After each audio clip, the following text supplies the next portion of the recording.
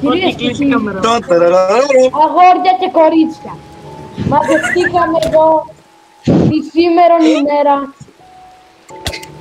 για να μιλήσουμε για τους 3 υποψήφιους προς φυλακή. Έχουμε και λέμε, ο Ματσιώρης καταδικάζεται για φόνο ενός Κούπερ Γκόλεμ, εμπρισμό και βανδαλισμό ιδιωτικής περιουσίας,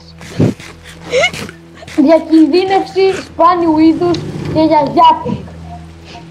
Ο Άραπον για τη δολοφονία του κοτόπουλου του Ματσιώρη και για ψέματα κατά του Χάρη. Ο Ματσιώρης, κυρίες και κύριοι, πώς γυρνάει. Ησυχία! Ο Σάββας! Ο Ησυχία! Ένα λεπτό λίγο, παιδιά. Ναι, παιδιά, εγώ πρέπει Έχω μισό χάρτη, έχω μισό χάρτη. Έχω καθυστερήσει φουλ. Λοιπόν, Τι έχετε να πείτε γι' αυτό, αγαπητό μου ακροατήριο? ησυχία. Ποιος είναι ο Έντι? Γιατί όλος βγήκε. Λοιπόν, έχουμε και λέμε. Ο Άραπον θα καταδικαστεί για 2 μέρες φυλάκιση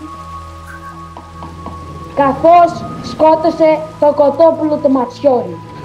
Ναι, καλά ακούσατε, κυρίες και κύριοι. Από την άλλη, ο Ματσιώρης Ησυχία! θα μπει φυλακή 5 μέρες, 5 ολόκληρες μέρες, για τον εμπρισμό 3 σπιτιών, για απεριόριστο γιάπη Παραπάνω. και για τη δολοφονία του Κόπερ Γκόλεμ.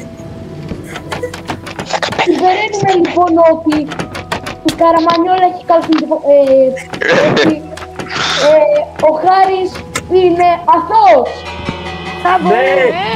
Ναι! Ωραία παιδιά, αυτή ήταν η δίκη, τώρα σπάστε. Έχω και δουλειές.